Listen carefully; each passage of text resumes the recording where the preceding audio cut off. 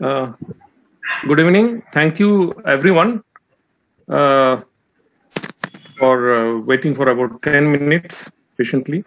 And today we'll be discussing about a comprehensive overview of lung cancer management, how it has evolved from the early single-agent chemotherapy to multi-agent chemotherapy, and then the TKI. Now, with the help of the TKIs, we are seeing that most of our metastatic patients are living beyond 3-4 years or even 5 years. So, cancer demographics in India, disease burden, it is lung cancer is one of the most common cancer diagnosed worldwide. It is also the foremost contributor to the cancer-related mortality. 1.38 million cancer deaths per year worldwide is because of lung cancer. In India, 5.6 per 1 lakh is the crude incidence rate. Male-female ratio is around 4 to 5:1, and relative rate is more than 3 times among the tobacco smokers versus non-smokers. Accounting for about 7% of all cancer death, and they contribute to more than 9% of all cancer death worldwide. And lung cancer is the leading cause of cancer death among both men and women in India. It accounts for about 7% of all new cancer cases. Mortality in the patients with the lung cancer, most of the patients, they die within a year of diagnosis, and around 17% survive for 5 years or so. In India, approximately 85% of the patients are having a non-small cell lung cancer, and around 15%, 14 to 15% are small cell lung cancer. What are the risk factors of lung cancer? As we all know, it is tobacco smoking or environmental tobacco smoke. There is passive or active smoking, which is responsible for 85 to 90% of lung cancer cases. Age is another important factor. Most of the patients are elderly, more than 65 years of age. Exposure to radon, it is one of the most common factors for those who are non-smokers. Exposure to environmental carcinogen, like, for example, inhalation of asbestos fibers or diesel exhaust, or inhalations or ingestions of chemicals or minerals like arsenic, coal product, mustard gas, etc. Radiation therapy to the chest for those who had received radiation for the breast cancer or Hodgkin's lymphoma. It is another risk factor for lung cancer. Personal or family history of lung cancer. For example, individual with the mutation in chromosome 6q have a higher lung cancer risk. Air pollution, another important risk factor, especially those who are living in Delhi NCR. What are the common symptoms of lung cancer? Symptoms are, most of the time, they are confusing, and most of the time it is confused with another the prevalent infection of the lung, which is pulmonary tuberculosis. And the symptoms are basically overlapping, like persistent cough, sometimes coughing up blood, chest pain, shortness of breath, unexplained weight loss, and fatigue. Most of the symptoms are overlapping with the pulmonary tuberculosis or other infections. Symptoms often do not appear until the disease is in advanced stage. Major types of lung cancer, 40% are adenocarcinoma, 30% are squamous, 15% are large cell type, and 15% small cell. So this adeno, squamous, and large cell, these are non-small cell, 15% are small cell lung cancer. How do we stage them? If it is less than 3 centimeters surrounded by lung visceral pleura, not involving major bronchus, it is T1. T2 is more than 3 but less than 5 centimeter, involving the main bronchus without involvement of carina, regardless of the distance from the carina, or invasion of the visceral pleura, or atelectasis or the post-obstructive pneumonitis extended to hilum. T3 is more than 5 but less than 7 centimeter in greatest dimensions. Tumor of any size invading chest wall, pericardium, phrenic nerve, or satellite nodule in the same fluid. T4 is more than 7 centimeter in dimension, or any tumor with the invasion of mediastinum, diaphragm, heart, great vessels, recurrent laryngeal nerve, carina, trachea, esophagus, spine, or separate tumor nodule in the different lobe of the ipsilateral lung. N1 is peribronchial enterohilar nodes and intrapulmonary nodes. N2 is ipsilateral mediastinal or subcarinal lymph nodes. N3 is contralateral mediastinal or hilar, ipsilateral, contralateral scalene or supraclavicular lymph nodes. Distant metastasis M1, M1A is tumor in contralateral lung or pleural, pericardial, nodule or effusion. M1B is single extrathoracic mets, including single non-regional lymph node. M1C is multiple extrathoracic metastasis in one or more organ. So this is about staging. Stage 1 and 2 is early stage. Stage 3 is locally advanced, where trimodality therapy is most of the cases require trimodality therapy. Stage 4 is metastatic disease. So how do we investigate CA lung? We do CT chest, head and neck, liver, adrenal. Basically CT chest, upper abdomen, CT guided or ultrasound guided surgical resection biopsy, MRI to assess the stage of the primary tumor, and PET scanning only for the patient with curative intent, endobronchial ultrasound guided transbronchial needle aspiration, or for biopsy of the paratracheal or the peribronchial intraparenchymal lung lesions. Driver mutations in lung cancer. What are the different driver mutations? Like tumor suppressor genes like P53RB or telomeres, retinoic acid receptor beta. For proto-oncogenes like MYC, BCL2, c-KIT, c-MET, etc. These are all involved in the small cell lung cancer. Driver mutation NSCLC, one is ROS1, Coats receptor tyrosine kinase, insulin receptor, and is related to ALK. KRAS, most frequently mutated, 25% of lung adenocarcinoma encodes for the membrane-bound GTP binding proteins. BRAF is a downstream signaling mediator of the KRAS and activate the MAP kinase pathway. RET is encodes a cell surface RTK that activates cellular proliferation and migration. PIK3, it activates signaling cascade by stimulating the multiple transmembrane receptors, including EGFR, HER2, VEGFR, and IGF receptors, growth and proliferation.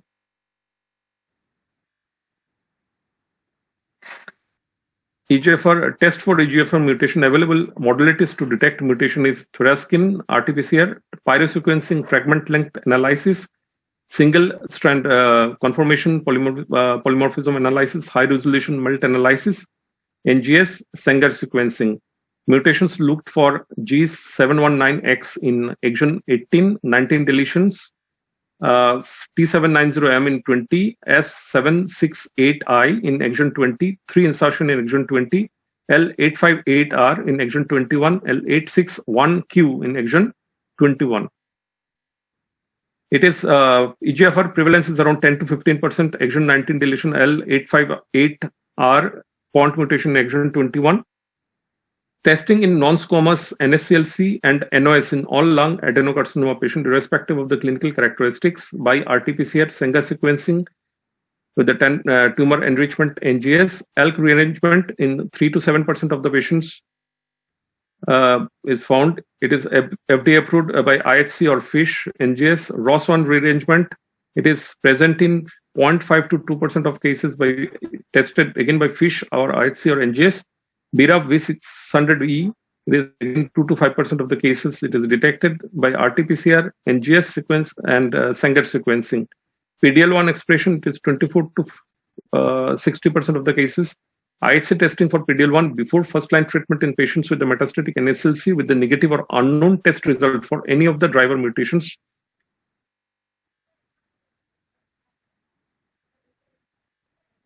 Management of lung cancer. And so basically, if it is EGFR mutant, first line is afatinib, erlotinib, without bevacizumab, and geftinib, decomatinib, osimertinib. ALK is if it is ALK mutant, it is crizotinib, ceritinib, or alectinib. And in second line, ceritinib, alectinib, and brigatinib, lorlatinib. ROS1 mutant positive crizotinib, ceritinib, or entrectinib are the drug of choice. BRAF V600E is dabaprenib or tramatinib combination. HER2 positive, it is trastuzumab TDM1. Antrac, it is entrectinib. MAT positive crizotinib. And in second line, it is platinum-based therapy in the MAT mutant cases. which is same for ROS1 mutant or BRAF V600 mutant positive. It is second line is platinum-based chemotherapy. As for EGFR mutant cases, for second line is T790M mutation if first or second generation TKIs are given. And if that is positive, T790 mutation positive on liquid biopsy or the tissue biopsy, osimertinib is the drug of choice. If T790 mutant, non-mutant, or if the patient had received first line osimertinib, then chemotherapy, the PAM and platinum-based doublet. PD-L1 expression less than 50% squamous, platinum-based chemotherapy with necitumumab. And in second line, nivolumab and pembrolizumab if PD-L1 positive, or docetaxel, ramucirumab can be given. In non-squamous platinum-based chemotherapy with or without bevacizumab and maintenance PAM, pembro, etc. can be given.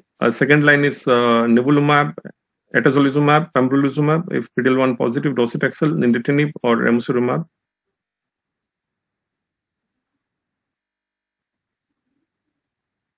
PD-L1 expression is more than 50%. Pembrolizumab is the drug of choice. And in the second line, platinum-based therapy. EGFR TKI available. Geftinib, it was approved in third line in May 2003. Dose is 250 milligram per day. And in first line, it was approved in July 2005. Arlotinib was approved in second or third line in November 2004. Maintenance after chemotherapy approval came in April 2010. And first line approval came in May 2013. For afatinib, first line approval came in July 2013. 40 milligram dose was approved first. Osimertinib, second and third line approval came in November 2015. Later on, first line approval also came. So, treatment algorithm in EGFR mutant non-small cell lung cancer. EGFR mutation testing L858 or 19 deletion L858, afatinib, dacomartinib, geftinib, or arlotinib can be given, but for 19 deletions, preferred EGFR TKI is afatinib.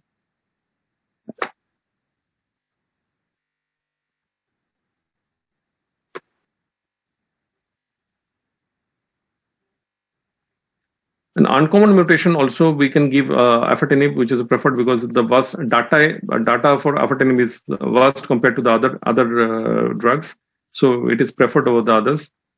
Plasma ctDNA testing for T790 mutation. If it is negative, then we'll go for the tissue biopsy for testing for T790 mutations. If that is negative, then we can go for the doublet chemotherapy, platinum-based doublet.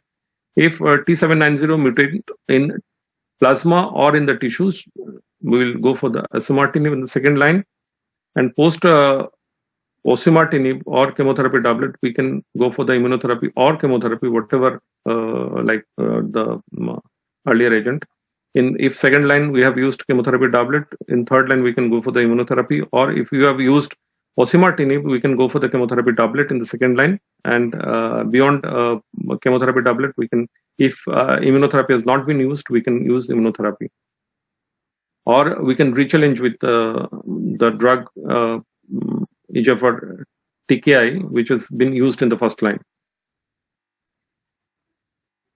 So overall survival, tool to choose TKI. If we see this ensure EURATAC, IPAS, and optimal trial, overall, if we see there is no advantage, OS advantage over the chemotherapy. Though these drugs, all these drugs have geftinib and arlotinib have PFS advantage over the chemotherapy, but they don't have overall survival advantage. So in all these trials, reversible TKIs, first generation TKIs in EGFR mutant patient population, PFS was significantly improved, but there was no difference in OS, which is following on the line of unity. Overall survival, tool to choose TKI. In LUX-Lung 3 trial, we have seen that with the afatinib, we are getting median OS of 33.3 months versus 21.1 months with the chemotherapy, with 46% risk reduction for the death with the addition of the afatinib-based therapy in those who are EGFR TKI mutant. So it is the second generation TKI to have demonstration and OS differences over 12 months in deletion 19 populations.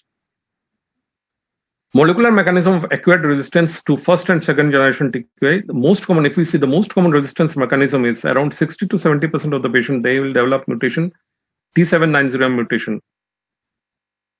Post gefitinib or erlotinib, 50 to 70% develop T790 mutations on afatinib. Osimertinib is the standard of care for T790 mutant acquired resistance. So if we see the median survival of the patients who are on osimertinib with the T790 mutation, it is around 10.1 month versus 4.4 month with the platinum doublet, with a hazard ratio 0.30 and a significant p-value. And if you see blended independent central review, PFS is around 11 months. So treatment sequence after osimertinib relies on the chemotherapy-based regimen for the majority of the patient. Drug targeting other mutations, ALK rearrangement, alectinib, ceritinib, crizotinib, brigatinib, etc. ROS1 rearrangement, ceritinib, crizotinib, and in BRAF V600E mutation, darbepoetinib and trametinib combination are the drug of choice. Immune checkpoint inhibitors, the drugs which are acting on the immune checkpoint, these are pembrolizumab, nivolumab, atezolizumab, which has been approved in treatment of CA lung. Indications of immunotherapy in NSCLC in patients without any EGFR or ALK aberrations, combination with the chemo, PAM plus platinum compound in non-squamous, combination with the carboplatin in squamous subtype, in the patients with the PD-L1 or PD1 or PD-L1 expression in stage 3 or 4, NSCLC, and the patients with EGFR ALK aberrations with disease progression in spite of the standard of care with the TKI. So beyond when, if EGFR or ALK mutant patients, when we have exhausted all EGFR-based therapy or ALK-based therapy, then also we can give these immunotherapy drugs to these patients. Pembro versus placebo. Baseline pemetrexed carboplatin for all and 12-month survival, Pembro versus placebo is 69.2 versus 49.4 month. Median OS was not reached in Pembro group and 11.3 month in the placebo group. So algorithm to use immunotherapy, clinical history, patient characteristic, and tumor data reviewed by the multidisciplinary team. That was and the workup should include imaging, pathology to determine the histological subtype, molecular testing using a broad-based panel, and immunohistochemistry to determine PD-L1 testing. For squamous cell, TPS score of more than or equal to 50%, pembrolizumab and pembro with carbo and nab-paclitaxel is the second arm. And in PD-L1, TPS scored less than 50%, pembro with carbo and nab-paclitaxel. In non-squamous cell, EGFR, ALK, or ROS positive, that patients had received targeted therapy followed by chemotherapy, and then post-chemotherapy we can consider for atezolizumab, nivolumab, pembrolizumab at the TPS score of 1% and beyond. EGFR, ALK, ROS negative, PD-L1, TPS less than 50%, we can give pembro plus pemetrexed carboplatin. TPS more than 50% or equal to 50%, pembro, or pembro plus pemetrexed carboplatin. These are the choice.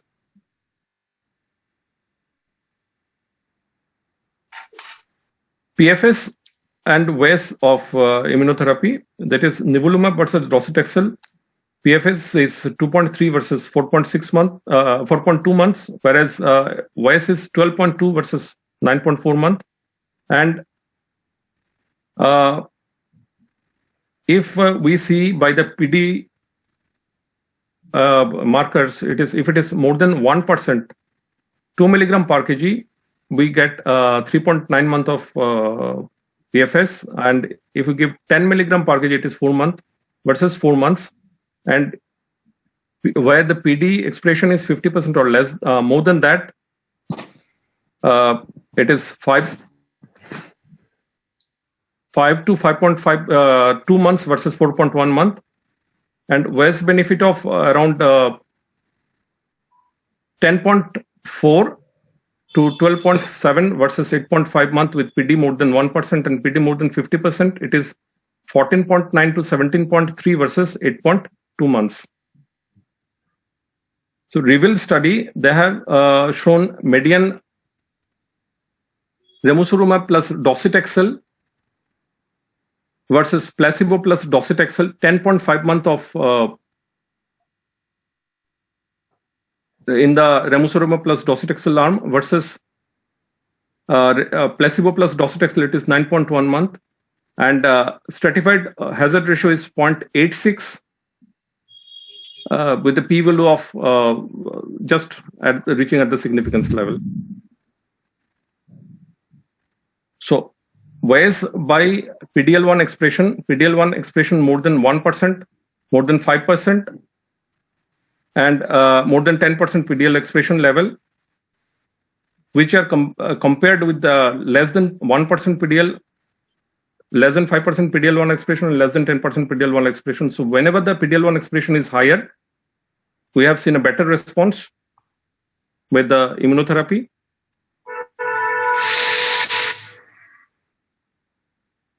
Nivolumab European Public Assessment Report analysis of OS by PDL1 expression. So again, whenever the PDL1 expression is better, we have seen that the hazard ratio is on the right side of the unity, line of unity. So whenever it is more than 50% of PDL1 expression, it is always better for favoring immunotherapy. So no benefit in the interval between 1 to 10%, and no benefit even for the less than expression less than 50%, and clear benefit for expression 50% or more than that. So it is the response rate by the PDL1 expression level less than 1%. It is chemotherapy is definitely better than immunotherapy. 1 to 10%, immunotherapy is slightly better. 10 to 50%, not much difference, but 50%, the difference between the nivolumab versus docetaxel is huge, which is favoring nivolumab. So no clear improvement in overall response rate up to 50% of PDL1 expression. Impressive overall response rate improvement for the PDL1 expression level 50% or more than that. Nintedanib plus chemotherapy in adenocarcinoma progressing after chemotherapy, oral angiokinase inhibitor targeting VEGFR 123, FGFR 123, PDGFR, alpha beta, demonstrated manageable safety profile in combination with the commonly used chemotherapy drugs like docetaxel, pemetrexed, paclitaxel, carboplatin, gemcitabine, cisplatin. Overall survival with the nintedanib, median OS is 10.9 month in nintedanib docetaxel versus placebo arm with 25% risk reduction, and p-value is again significant. So in patients with the adenocarcinoma progressed within 9 months after start of the first line treatment, nintedanib plus docetaxel is one of the combination which is preferred.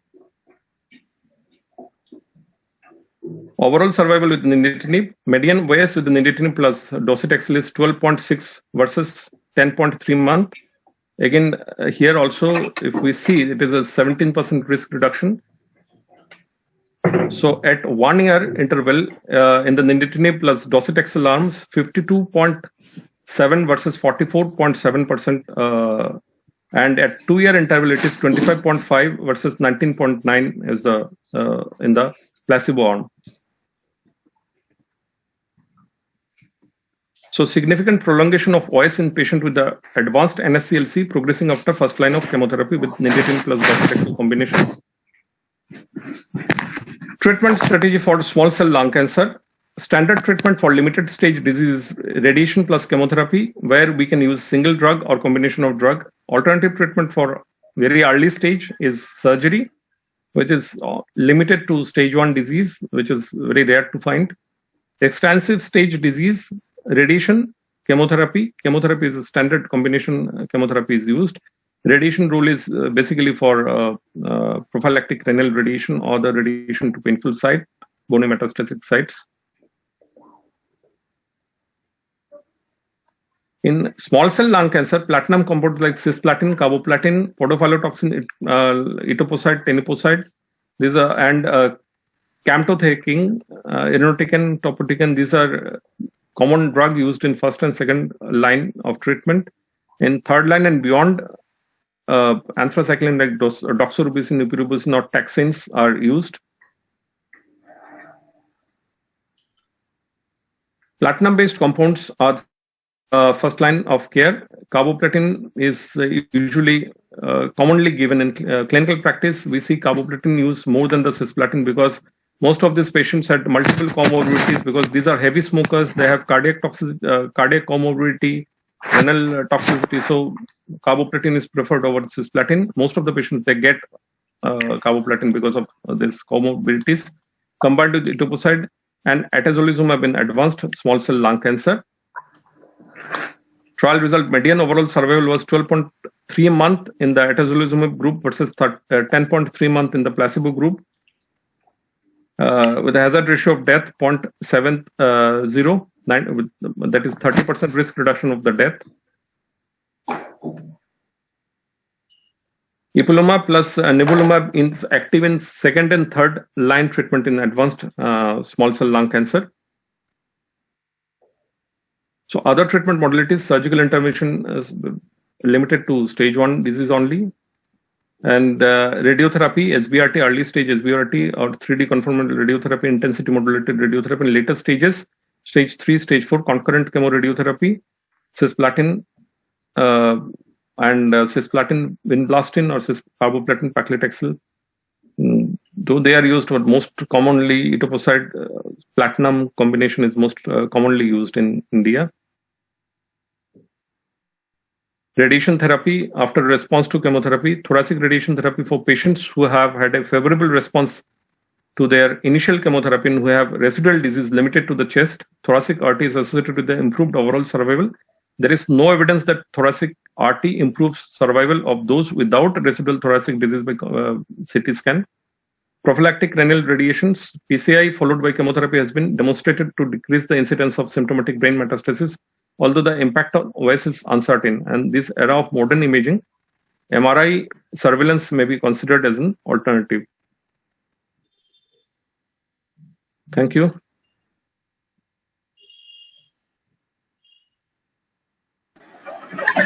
Thank you so much, sir, for that extensive presentation. It was actually good that you have covered most of the important stuffs, actually making my role more easier, actually.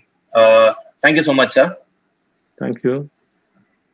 So can you stop sharing, sir, so that I will start?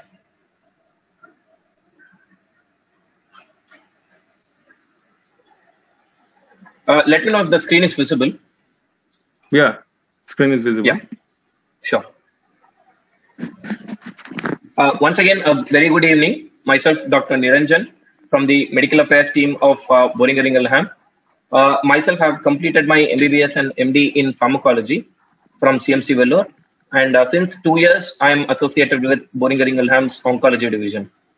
With this brief introduction about me, I would like to thank the organizers for offering me this chance to speak on sequencing of EGFR TKIs in the management of non-small cell lung cancer. So whenever we have to choose a TKI in the first line, we will go with, like for any patient, we will have to keep 4 things in mind. So that is the efficacy and safety of the TKI, first of all.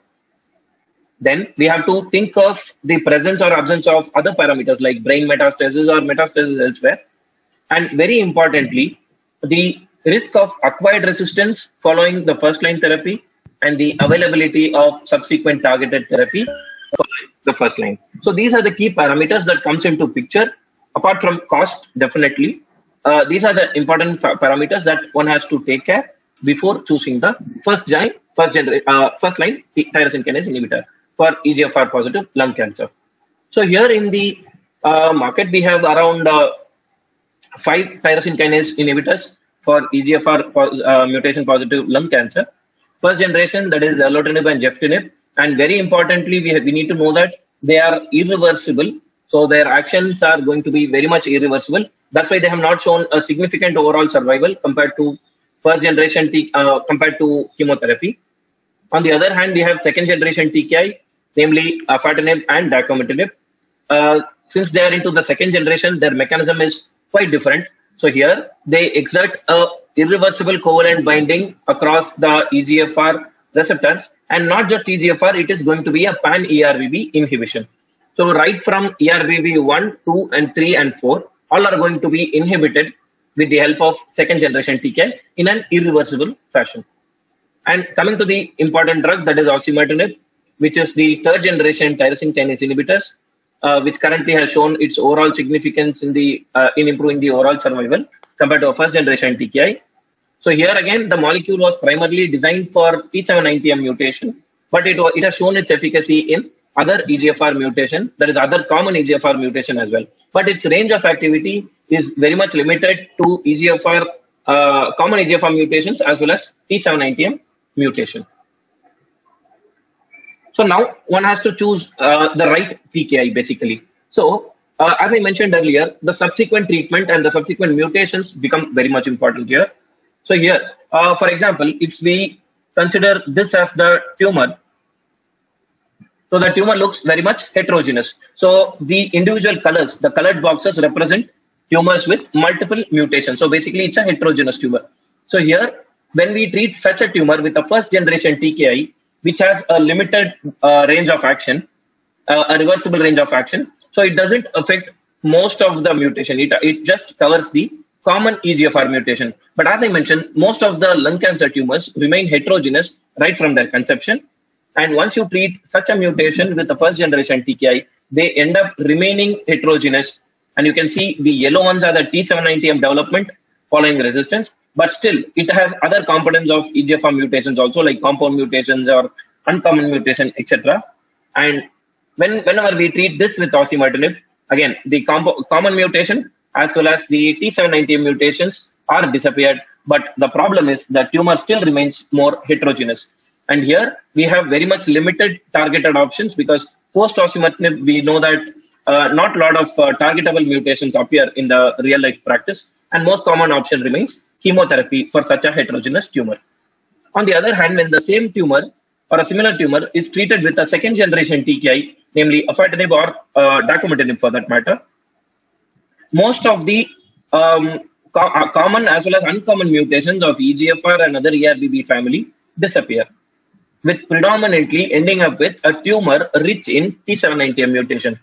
And this becomes very much feasible for the best action possible with osimertinib in the second line. And this renders the tumor more homogeneous in the subsequent line. And with osimertinib in the second line, following a second generation TKI, gives the best possible response. So for this hypothesis, we have many studies supporting, which we will come to that later. And this is another important slide, which was already covered by Dr. Kumardeep sir, regarding the risk of T790M mutation, which is the most common acquired resistance following a first and second generation TKI.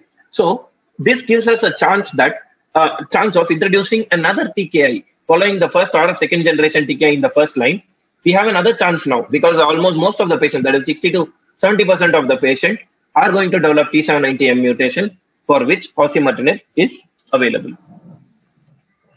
So this is just a rough calculation that we had done. So almost 80 to 85% of the patients receiving afatinib in the first line were able to receive a proper second line treatment.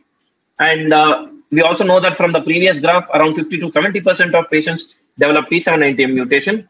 So, and the likelihood is even more higher in deletion 19 patients. So overall, around 50 to 60% of the patient would be definitely benefited with sequencing strategy. And we all know that in real life practice, the T790M incidence is not as high as what is being projected on the slide deck. That is mostly because most of the studies that are done are of small sample size, and very importantly, is it the method? It is the method of the molecular testing that is very important, because T790Ms are very much sensitive to ddPCR. So ddPCR detects a T790M mutation in almost 60 to 65% of the times correctly, whereas it is only 20 to 25% of the time it is detected on a PCR, on an ARMS PCR. Coming to the very important slide deck, that is whenever we are starting a patient on first line osimertinib. Here the major problem is only 15% of patients developed MET amplification and roughly around 7% of a patient developed an activated EGFR mutation. The rest all of them were very much dicey, and the most common treatment option here was chemotherapy because most of the tumors were non-targetable. So once you treat a patient with first line osimertinib, they get a very good PFS, no doubt, but the subsequent mutations become a very big threat to the treating oncologist as well as to the patient because they are out of targeted options and they end up receiving a chemotherapy.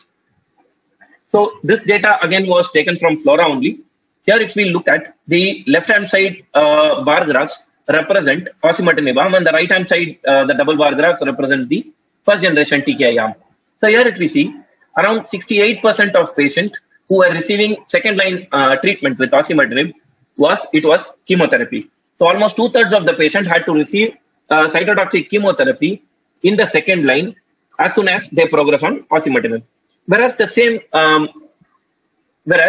if the patient were receiving a first generation TKI, here almost 50% of the patients were still eligible to receive a second TKI, that is osimertinib. And only 22% of the patient, that is almost only 1/5 of the patient, ended up receiving a cytotoxic chemotherapy. So here it's almost 2/3 of the patient had to receive chemotherapy in the second line, where the quality of life is put at stake. Patients with poor performance might be difficult to receive such a second line. Whereas if you are going to initiate on a first generation or a second generation TKI in the first line, the risk of patient ending up on a cytotoxic chemotherapy is only 1/5. So with this brief introduction, so there are two kind of sequencing possible. One is either you initiate the patient on osimertinib, where we see that we get a very good PFS and a very good OS also. But after progression on osimertinib, most common option remains chemotherapy. On the other hand, we can start the patient on first or a second generation tyrosine kinase inhibitor, where we have a good probability of patient becoming T790M positive, where osimertinib can be reintroduced, and this gives us an opportunity to treat the patient with 2 TKI in the treatment paradigm. And on the other hand, only few patients ending up with T790M mutation will have to receive chemotherapy, or based on that mutation, they will get immunotherapy. So these are the two important treatment sequence that are possible with EGFR mutation lung cancer. Of course, there are other sequence options also, which we will come to that little later. So just to highlight one of the important study highlighting the sequencing option with afatinib followed by osimertinib. GEOTAC was a real world evidence. It was an observational study which took place across 10 countries spanning over 3 continents. So it covered Asian, it covered North Americans, it covered even the European countries, with a primary aim to just look at the time on treatment, that is right from the beginning of afatinib till the end of osimertinib. So the time on treatment in a patient who is receiving afatinib in the first line, who is getting converted to T790M mutation, for which they would have received osimertinib. Very importantly, this study recruited those patients with baseline brain mets. This study also recruited those patients with a poor performance score. And you can see that ECOG up to 2, even patients with ECOG performance score of 2 and 3 were also recruited in GEOTAC study. You know that this is a very important point because most of the landmark clinical trials have safely excluded these patients because they influence on the outcome. But on the other hand, GEOTAC study, since it was a real world study, it had the freedom to recruit even those patients to test for the efficacy in the subgroup. So as I mentioned, this was the primary objective, that to look at the time on treatment. And the secondary objectives was to look at the time on treatment in various different subgroups like deletion 19 or Asian patients, etc. And to look at the overall survival. These patients are followed up for quite a long time, and the overall survival also was actually calculated.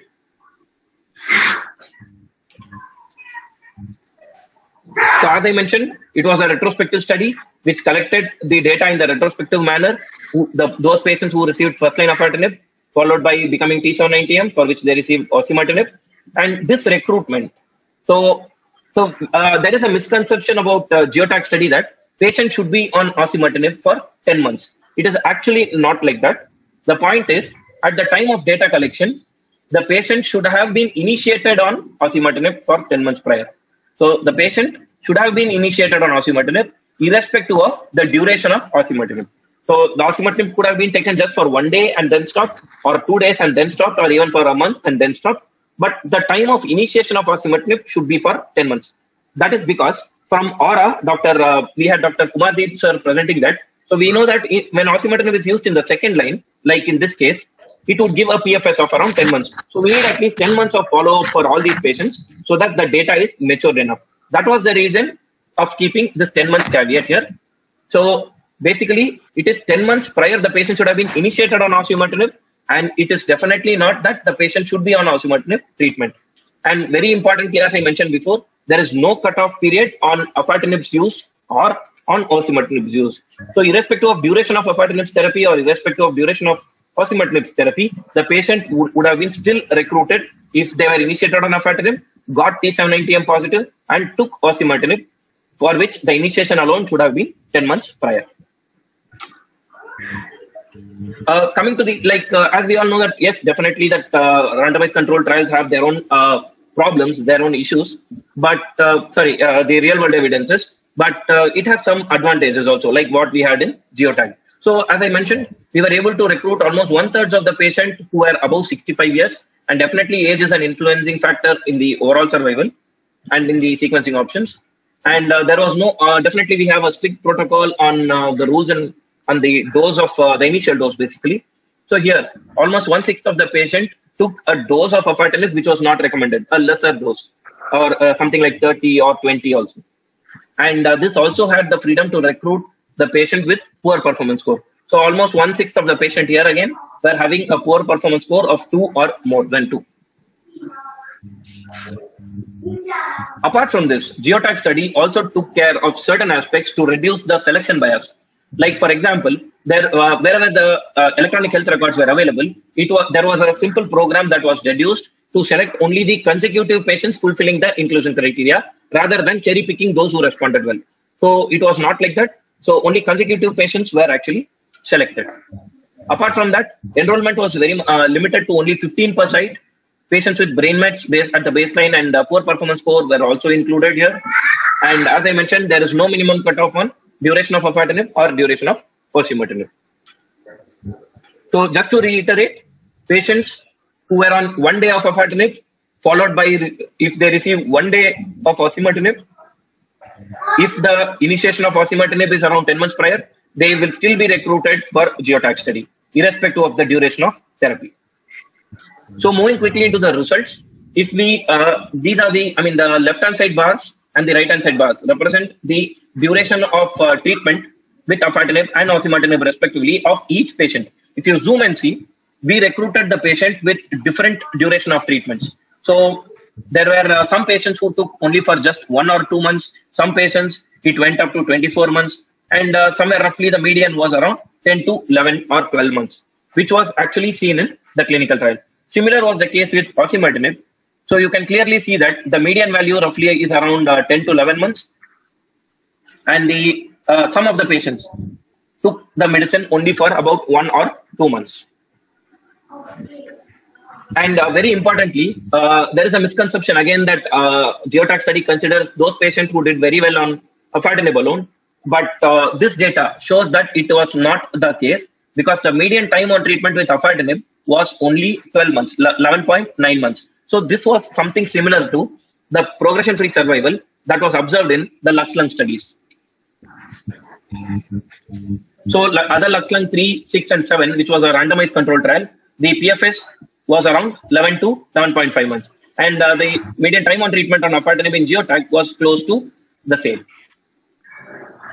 So coming to the results, the time on treatment with the sequential option, that is right from the start of afatinib till the end of osimertinib, it was around 27 months. So if we are going to initiate the patient on afatinib, and if there is a good chance that he will become T790M positive, and we can reintroduce osimertinib, another TKI, by which we can keep the patient on a targeted therapy for more than 2.5 years. And this was more pronounced if the patient is a deletion 19 patient. Here, the time on treatment crossed even higher. It was almost 30 months. Same was the case with Asian patients. The time on treatment alone, that is right from afatinib till the end of osimertinib, crossed more than 37 months. Now coming to the overall survival in the overall population. So as I mentioned, it included patients with brain mets, patients with poor performance score. Importantly, in spite of that, the overall survival was around 37.6 months with the help of sequencing, with almost 2.5 years of chemo-free period. And as I mentioned, some of the patients were with poor performance score. Here, if we exclude those patients alone, that is patients with poor performance score, this is the gray line. And the red line represents the clinical trial population, that is ECOG of 0 and 1, what we generally recruit in a clinical trial. So in such a patient, the overall survival went up to 41 months. And in those patients with poor performance score, the effect was even modest. It was around 32 months. And importantly, in deletion 19, the overall survival was even more pronounced. It was 41.6 months. And in Asian, it was the best. That was around 44.8 months. Importantly, there is a myth that afatinib might not enter the blood-brain barrier, but it is not so, because with the help of sequential therapy, we were able to, in GeoTac study, we were able to keep the patient chemo-free for around 22 months by initiating afatinib and osimertinib. So even in patients with brain mets, the duration or the time on treatment was almost 22 months. And there is again an issue with the age, because patients with higher age group, sequencing might not be a better option because most of them might not be eligible for a second line. That was also evaluated in GeoTac study. So patients with less than 65 and more than 65 were subgroup. And if we look at the time on treatment, it was roughly the same, 28 months and 27 months. So if you look at the graph, it clearly shows that there is no separation between the two graphs. So patients with less than 65 years or more than 65 years equally did well. Just to summarize the results, the best response was seen in patients with Asian, the Asian ethnicity or Asian with deletion 19 mutation, and patients with ECOG, good ECOG performance score. It also showed a modest benefits in L858R, brain mets, and patients with a poorer performance score. Similar was the case with overall survival. Asians and deletion 19 patients showed the best response with almost 41 to 45 months of overall survival. And in the overall population, including the poor performance score, the overall survival was around 37 months. And 2-year survival probability in Asian and deletion was around 90 to 94%. And in the overall population, if we do sequencing, the chance of 2-year survival was around 80%. And just to reiterate, in FLORA, the 2-year survival probability was 74%. Now there can be a question whether first generation is better or a second generation is better prior to osimertinib. So this was one study. This was published in 2019 to see which prior TKI is better for osimertinib's response.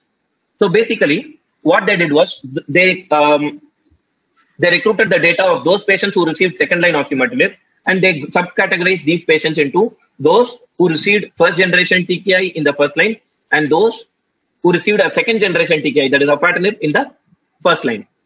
Here, the response rate with osimertinib was significantly higher in afatinib group.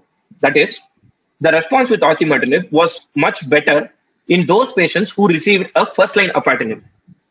So this proves the hypothesis which I showed initially, where there is a tumor enrichment, where the tumor is enriched with T790M mutation following a second-generation TKI, and that is the reason osimertinib has given a significant benefit to those patients who received first-line afatinib.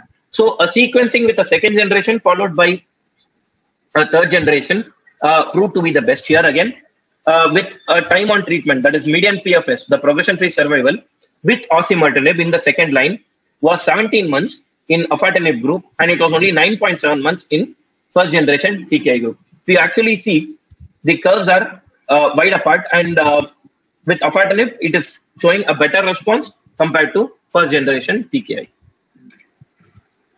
And this is another study to reiterate the fact that a second generation TKI was better compared to a first generation TKI. Here again, this was to check for the overall survival. So in the entire cohort, afatinib gave an overall survival of 39 months, whereas the first generation TKI was able to give only 25 months. In deletion 19 and uncommon mutation, these responses were more pronounced. it was around 48 months compared to the first generation TKI. And numerically in Elite 58R also, it was higher with afatinib, but unfortunately, it didn't give a significant response. Geotag is not the only study which speaks about sequencing here. We have plenty of studies, and I would like to just highlight two studies here. This was done in France, basically. This was once again an observational study where they identified a median time on treatment with first generation or a second generation TKI in the first line, followed by osimertinib of around 34 months. So, right, just on TKIs, they witnessed that it showed around 34 months of time on treatment just with TKIs without introducing a chemotherapy. So these patients were able to be on a tyrosine kinase inhibitor for almost 3 years without introducing a chemotherapy there. And on the other hand, this was a Japanese study. If you look at the right hand side, and just to mention, here in the French population, this was actually a very huge study. Roughly around 500 plus population samples were actually considered for this analysis. So it was a very strong study. And on the other hand, this was a small study done in Japan. Roughly around the sample size was only 42, I guess. Here, the overall survival in those patients who received afatinib in the first line was around 49 months. And we do believe that Japanese respond best to afatinib. So there is a kind of selection bias there. But in spite of that, it gave a 49 months of overall survival. And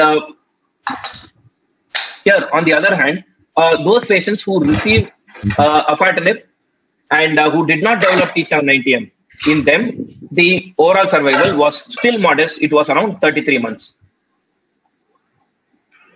So with this, I would like to conclude my talk, where if we initiate osimertinib in the first line, we are definitely going to get a PFS of 18 months, which is seen with FLAURA. But most common option is going to be chemotherapy subsequently.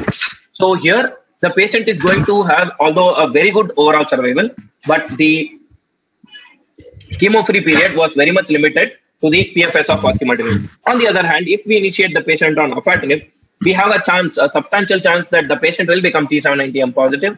Here, we have an option of giving osimertinib here, and only after some time, that is only after 27 months, as I mentioned, the time on treatment, we are going to start chemotherapy in those patients. So here, this area is what I'm talking about. That is the additional 9 months of chemo-free period we are able to get with afatinib. So we are going to push chemotherapy away by 9 more months by introducing a sequential therapy.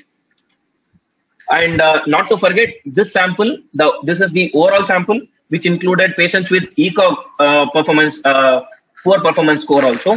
Now, if we exclude those patients and consider only ECOG performance score of 0 and 1, here, afatinib and osimertinib gave an overall time on treatment of around 30 months with an additional of 11 months of chemo-free period by doing sequencing, with an overall survival of 41 months. So this was that overall talk in a nutshell. And just to recall once again.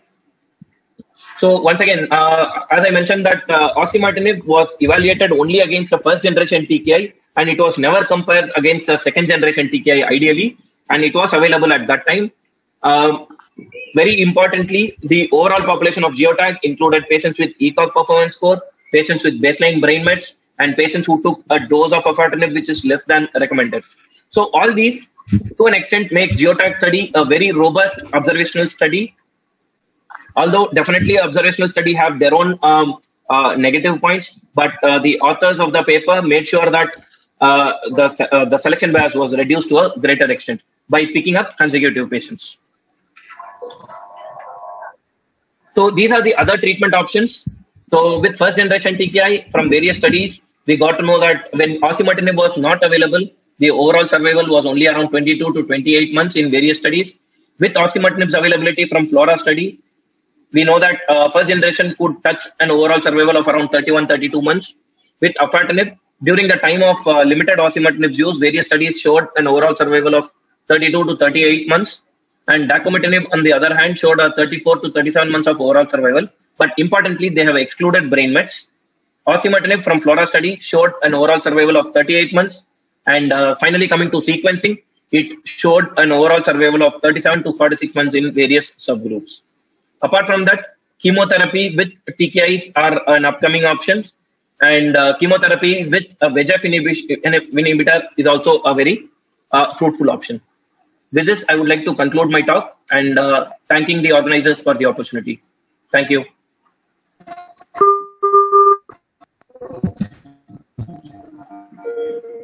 Thank you, Niranjan. It was a nice talk, and you have added.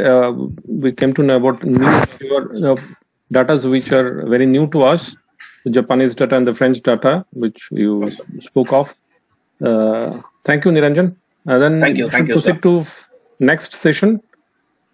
Dr. Bhuvan. Yes, sir. Yes, I could see Dr. Bhuvan is here. So, can you share your slides? Good evening, everyone. Good evening, Kumar sir. Thank you. Thanks a lot for the opportunity.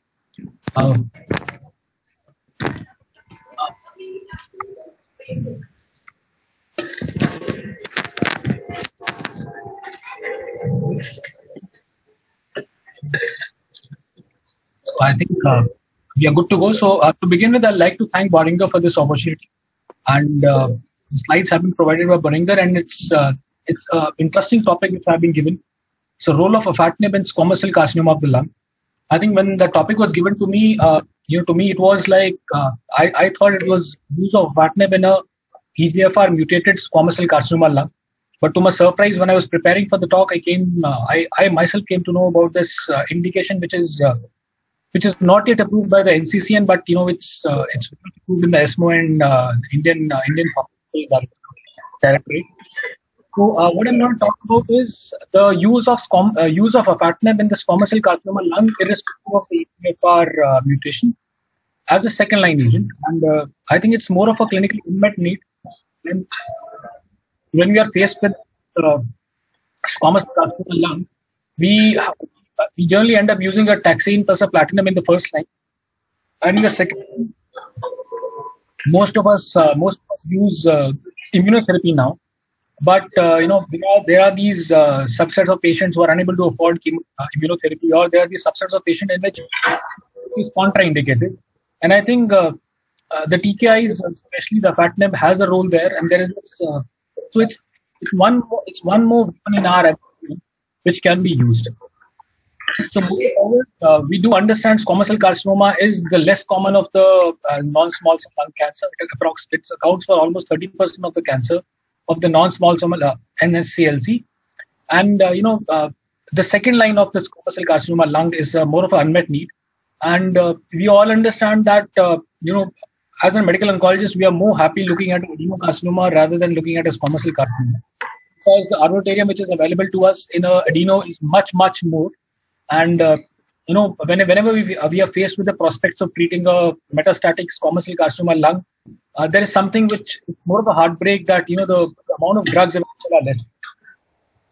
So the chemotherapy agents which are available to us for squamous cell carcinoma is one is obviously the platinums, second is the taxane, third is gemcitabine, and other than that there is immunotherapy now which is very widely used, because it's a good therapeutic. And now this they also have added something of a option to us. Moving forward, we understand the pathology of squamous cell. There are this keratinization has to happen, and this squamous pearl. Can people mute themselves? There is a lot of disturbance in the background. Is it possible? There is this 1 and 5 year survival. If you look at the 1 year and 5 year survival, obviously the squamous cell carcinoma they progress or they tend to do worse as compared to adenocarcinomas.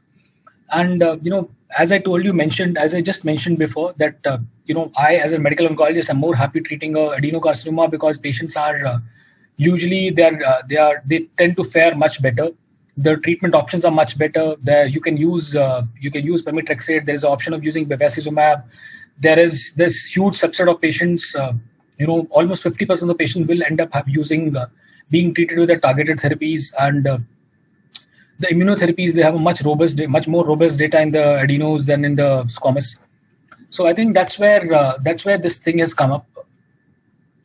Now, on the other hand, squamous in squamous there is no use of pemetrexed. There's no bevacizumab because of the risk of bleeding. The targeted therapies are obviously much lesser as compared to this. So, however, if once they studied the genomic atlas, they were able to find that the patients with squamous cell carcinoma lung, they tend to bear these EGFR or ERBB mutations, which are not necessarily the mutations which are found in the adenocarcinomas. There is this high incidence of EGFR overexpression and amplification. There is aberration of the receptors, and there is dysregulation of the downstream pathways. So when they looked at the entire spectrum of the mutations which are present in squamous cell carcinoma lung, what they found was the almost 60 to 70% of the patients, they had EGFR overexpression. EGFR amplification was present in another quarter of the patients. There was some bit of EGFR mutation, and these were the subsets of mutations which had a certain role in the progression or the driving the cancer forward. And this is what led to the trial of erlotinib versus the standard placebo. I think this if looking at the 178 patients with squamous cell carcinoma lung, the genomic atlas found that EGFR mutations is present in a significant number of patients, and the other alteration was PIK3 mutations. So this became the rationale to try a EGFR TKI in a patient with squamous cell carcinoma lung. And that study, it had shown that patient when they were in the second line patient who had progressed on the first line of taxane plus platinum, when they were treated with the best supportive care plus placebo, on the other hand a best supportive care plus erlotinib, the PFS was around 1.5 months in the placebo arm and around 2.5 months in the erlotinib arm, and the overall survival was around 4.5 months in the placebo arm, around 6.5 months in the erlotinib arm. I know in today's world this doesn't make sense because we have the option of using nivolumab in a second line agent, and it's a beautiful agent. We all have as medical oncologists seen patients who have done reasonably well on immunotherapies. But we are talking about an era, before 2015 when the immunotherapies were not at all there in the market. So I think then that time they were able to show certain degree of overall survival benefit, which I'll show you the slide moving forward, the Lux Lung trial. So in Lux Lung trial, the basis was, as I told you earlier, that the patients 30% are squamous and there is a dysregulation of the ERB pathway. And there had been a trial which had shown the erlotinib was better than the placebo plus best supportive care. So in the Lux Lung trial, what they did was they took patients who were obviously locally advanced or metastatic non-small cell, who had a progressive disease after the first line platinum doublet. The performance status was well maintained, and there was no EGFR previous EGFR TKI given. Well, there were also no brain metastases. So they were randomized 1:1 to afatinib versus erlotinib, and at the standard dosing. And the treatment was continued to alter disease progression of death or unacceptable adverse effect. The recruitment happened from March 12 to Jan 14, and the OS analysis were presented in December 14. So this clearly says that the data was presented much before the immunotherapy were in regular practice. So the data were presented in ESMO 2014, and the updated OS analysis was presented in 2015. So it was a fairly well distributed trial, and it included almost 800 patients, around 400 in each arm. So this is what had shown. This is what was shown in the ESMO 2015. What they showed was that patients were almost equally distributed in both the arms, and the results were very interesting. The primary endpoint being PFS, afatinib was 2.6 months versus the erlotinib of around 1.9 months. So it was overall survival. This was significant, but looking at the PFS and looking at the data in front of us, it doesn't look exciting because you're just adding another 2.5 or 3 months to the progression-free survival. Well, let me just tell you that immunotherapy once given in the second line also adds around 4.5 months also, if you look at the PFS data. But then we know that the problem with immunotherapy is not it's the short PFS but a better OS. That's the reason immunotherapy is it's the standard second line to go to in a squamous cell carcinoma lung. Moving forward, the overall survival was around 8 months in the afatinib arm versus 7 months in the erlotinib arm. It's again a month. But then what you need to see is if you look at the survival difference, or if you look at the separation of the curves, the curves tend to separate out further beyond the median. So if you look at these, patients at let's say at year, there is almost a 30 patients have they have been able to live better at the 1 month survival, and there is almost there is almost different of almost around another 17 patients at the 18 months. So it's as you continue to live longer, afatinib tends to do better as compared to erlotinib, and that's something to be noted here. The overall survival data for a nivolumab in the second line is around 9.5 months or 9 months, and I think that's the reason it's the first line, and it's the first line.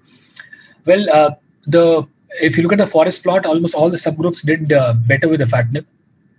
So what we are trying to tell you here is that afatinib, if compared to erlotinib, provides a robust there's a robust data of Lux-Lung phase 3 Lux-Lung trial in providing a better overall survival as compared to erlotinib in second line squamous, irrespective of the EGFR mutation, and that's where it's another indication.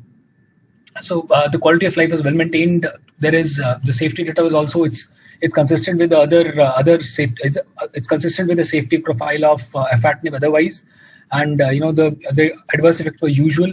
The diarrhea being the most common, and then the other was rash, acne. So to summarize, Lux-Lung 8 it's a large phase 3 data in which there is a second line. There is a evidence of using afatinib in the second line of squamous cell carcinoma lung. It's a head-to-head trial of afatinib and erlotinib, and afatinib has fared well. There is a significant difference in the PFS and OS. Not much, but yes, it is significantly different. And there is a good amount of survival evidence or data which is provided at the end of around 12 months and 18 months with afatinib. Now, what I would like to bring about here is right now the way we treat a squamous cell carcinoma lung is that if the patient has if the patient can afford a pembro, we generally tend to add them in the first line. But if the patient is unable to afford pembro in the first line, we use a platinum doublet. And if the platinum doublet is not working, or it has stopped working, the second line usually given is a nivolumab.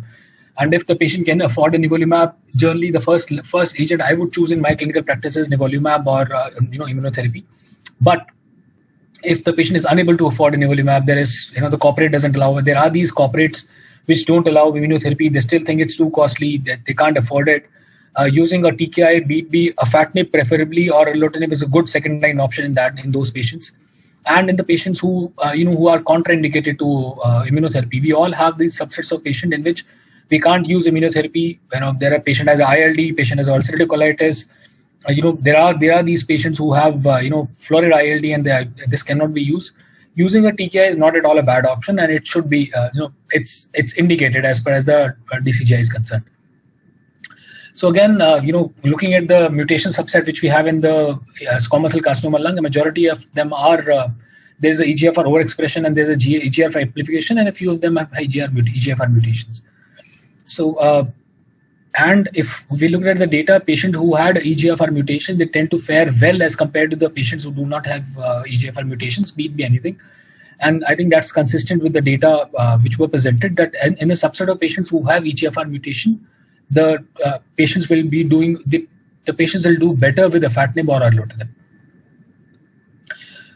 This is what it is. This is what it says. To conclude, despite limitations, the next generation sequencing of tumor samples, patients should be done if they have a EGFR mutation, BB amplification, overexpression, mutation. Afatinib should be considered to them as one option, and there is a certain degree of PFS and OS benefit if the patients can't afford immunotherapy.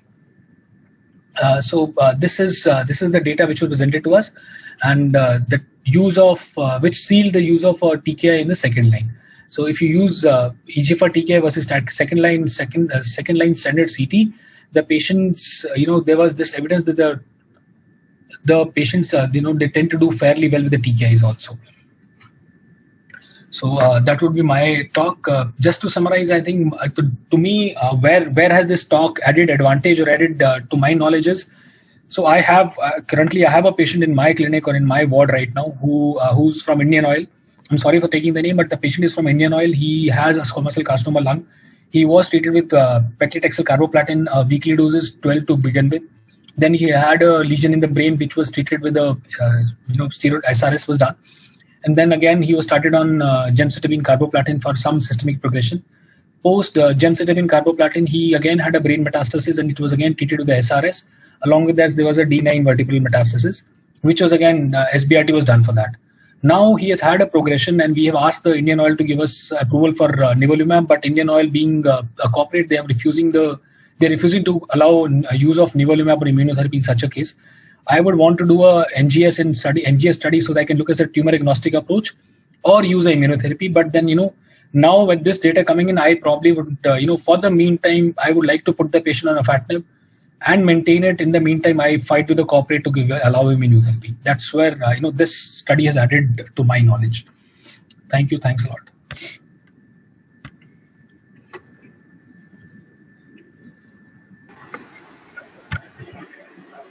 Thanks a lot, sir. That was indeed a wonderful talk and a very crisply brought out the points for afatinib and also highlighting the immunotherapy, role of immunotherapy in squamous cell carcinoma. Thanks a lot for that, sir. Now I think Dr. Kumardeep, sir, can we start the panel discussion now? Yeah, definitely. We should proceed for panel discussion. Yes. So I welcome Dr. Rajat Bajaj for the panel discussion.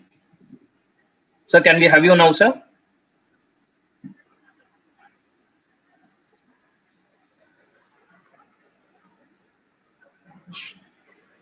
Rajat, sir?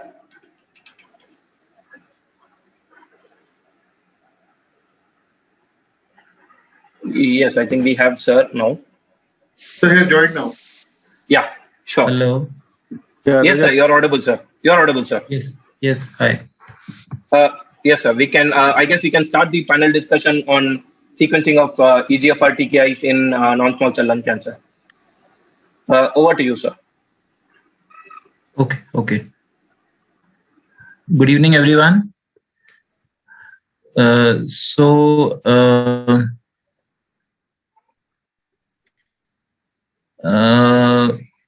Can I share my screen? Yes, sir. I have enabled you as co-host. Now you must be able to share. Yeah, it is visible. Yeah. Okay.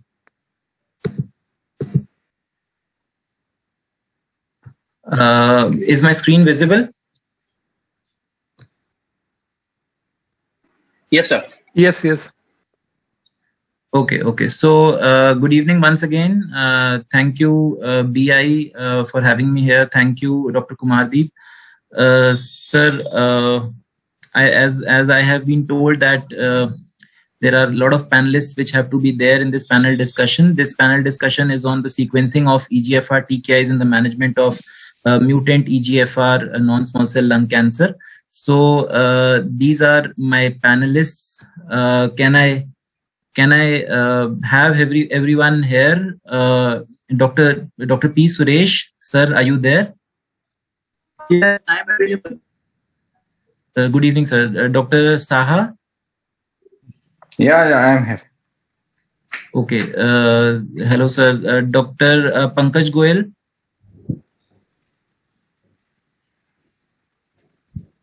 Dr. Pankaj Goyal, are you there? Dr. Praveen Jain? Yeah, I'm there, Rajat.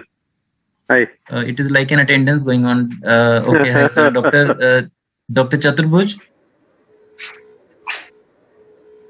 Okay. Dr. Ambuj, are you there? Yes, I'm present. So you are taking. Okay, hi. I'm there. Okay, okay. Dr. Abhishek Dr. Raj? Rajat, I'm also there. I thought I would.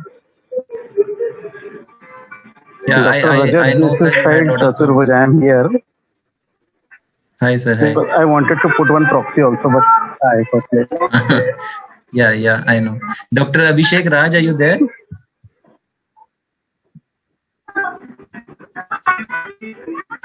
Dr. Venkat? Yes, sir. Hi. Dr. Abhishek Yadav? Dr. Manish Sharma? Dr. Mudassir, are you there? Dr. Mudassir, are you there? No. Dr. Varun Goyal? Okay, so I think we have about 7 to 8 of the panelists who would be they are with me for the next half an hour or so to discuss about the sequencing of EGFR TKIs in the management of non-small cell lung cancer, which is EGFR mutated. So we'll set the ball rolling. This is a case in front of you. We have a 70-year-old lady who's a non-smoker. She came with breathlessness for 1 month. She had a right pleural tapping done at her native place and was empirically started on ATT. So she came to us and we got a PET scan done, which showed that there was a right lung mass. The images are also there on the right side of your screen. There was, so this is right pleural effusion, not the left side. Bilateral pulmonary nodules, D4 and D5 vertebral lesion with no cord compression. Her main problem is breathlessness. So if I have to do a biopsy, what is the best site for biopsy is something that we'll discuss. So in a patient where these are the images, which is the best site that you would consider for a biopsy? Dr. Suresh, sir? Yes, yeah. In this patient, if we have to biopsy, which is the best site that you would consider for a biopsy? Is it the lung mass? Is it the bone metastasis, or would you like to resort to a liquid biopsy? So in this patient, it appears to me that the lung mass is large enough and is accessible. So unless, of course, okay, this is a pleural effusion which is obstructing the mass. So maybe after removing the effusion, my opinion. And bone biopsy, generally, I do not prefer because it has got its own difficulties in doing IHC and further testing after decalcification. And liquid biopsy, I would take only if I cannot do a lung biopsy. In this patient, I feel lung biopsy is feasible. Okay, so looking at these images, Dr. Saha, would you like to go for a lung biopsy, which is a CT-guided lung biopsy or a transbronchial lung biopsy? This is a peripheral mass. So what would your approach be? So I think CT-guided lung biopsy, first of all, the pleural fluid needs to be drained. We'll process it for cell block analysis. If it is not yielding much, then we'll do a CT-guided lung biopsy. It is too far away from the bronchus. CT-guided lung biopsy for me. So if the pleural fluid is positive for malignant cells and the cell block is done with IHC being amenable on a cell block, would that be sufficient for you? And will that preclude a lung biopsy? Yes, if there is sufficient yield in the cell block, then I would process my further diagnosis on the cell block. Only challenge with the cell block is it gets depleted very fast. And because we have to do a host of biomarkers, that is the only challenge. The fluid cell block depletes very fast. Yes. Dr. Praveen Jain, sir, would you want to do a similar approach, or is there anything different that you would? So what we do at our institute is that we go ahead with medical thoracoscopy. We do both the things, like we put in an ICD tube. At the same time, we do medical thoracoscopy. We take a good chunk of pleural biopsy so that we get enough tissue for all the molecular markers as well. So regarding the bone biopsy, so the DNA quality is not very good. It is not very good for molecular markers. So apart from that, regarding the liquid biopsy, if you have a primary diagnosis of cancer, we always tend to send the liquid biopsy upfront for EGFR mutational analysis because it is available in a day or two time. So it is very rapid that availability of EGFR mutation is there. But as far as the biopsy is concerned, it is from the most easily accessible site. And here, I think medical thoracoscopy plus pleural biopsy is going to be the best for me. Okay. Dr. Chaturbuj, do you think that in this much of pleural effusion, although the patient is having breathlessness, would you like to do an ICD insertion or just a tapping and then a lung biopsy is something that would be sufficient? No, because pleural effusion is much, I think I would first proceed with ICD insertion. I will definitely send a pleural fluid for analysis. But in the meanwhile, as Dr. Praveen told, I would like to proceed with a pleural biopsy. not bone biopsy, after ICD insertion. Means at the same setting, I think it will be done. Thoracic and everything would be done in the same setting. Okay, but certainly I think the house agrees that we will not go for bone biopsy at all, and we would like to probably contact our pulmonology colleagues or our radiology colleagues for a lung biopsy. Dr. Venkat, are you there? Yes, sir, I'm here. What are your thoughts about in an undiagnosed patient? Right now she's undiagnosed, and suppose she does not go for a lung biopsy. What are your thoughts for doing a liquid biopsy to diagnose a particular patient as a case of malignancy? For that matter, a lung cancer in this particular case. We're not talking about biomarkers in liquid biopsy. We're talking about upfront diagnosis. Is that something that is palatable to you? So this is a very rare situation which you are asking, like when the patient is very elderly, not at all fit for biopsy, patient is not willing for biopsy, and it is evident that it is stage 4 cancer, like in this case, then one option is that we can go for, but in liquid biopsy, we do ddPCR mostly, and mostly we need to check for one specific mutation. So for malignancy, as of now, we cannot do liquid biopsy to know whether it is when there are malignant cells or not. But for EGFR mutation, we can see. Okay, so this is what an important point here is, that like very rightly told by Dr. Venkat, that NCCN also recommends that you have to have a tissue for the upfront diagnosis, and even the IASLC guidelines say that you have to have tissue for diagnosis. You cannot resort to a liquid biopsy to diagnose a malignancy upfront. Even if the patient is bedridden, probably there are patients at times who are on ventilator and we cannot do a biopsy. Many times come across such situations. So we can probably resort to FNAC of an accessible site, if not a biopsy, but the liquid biopsy for diagnosis is something which is currently not the standard, and one can have legal implications as well. So we went ahead with a biopsy from the lung mass, like many of the panelists agreed, and the biopsy from lung mass showed that it was an adenocarcinoma with a TTF1 IHC being positive. What are the other tests that are required to complete the workup of this particular patient? And I'll start with Dr. Ambuj. Dr. Ambuj, are you there? Yes, I'm here. Yes. So do you need any other tests to complete the workup of this patient? Yeah, before that, I would like to go back to the images. So you say there is bone, go back to CT images. Yeah. You say there is bone metastasis as a level of D4, D5, vertebral. Yes. Yeah. I'm not sure whether this is metastatic or a direct infiltration. If the long lesion is directly infiltrating the vertebra, it may be the T4 lesion. So there is no cord compression. We can assume that we've done the MRI of the spine and there is no cord compression. Yes, you got my point. What I meant to say, if the long lesion is directly in continuous with the vertebra, that is not metastatic. It may be just T4 lesion. Yes, yes, certainly I did. There is no cord compression. So would you like to do some other tests to complete the workup of this particular patient? At your center, are you routinely doing MRI brain of patients who are diagnosed as advanced unresectable metastatic? Yeah, most of the time, if you're suspecting, it may be the non-small cell, non-squamous carcinoma. Most of the time, if there is any symptom, definitely we will go for the MRI brain. Even in the asymptomatic patient, we would like to have MRI brain to rule out any occult metastasis.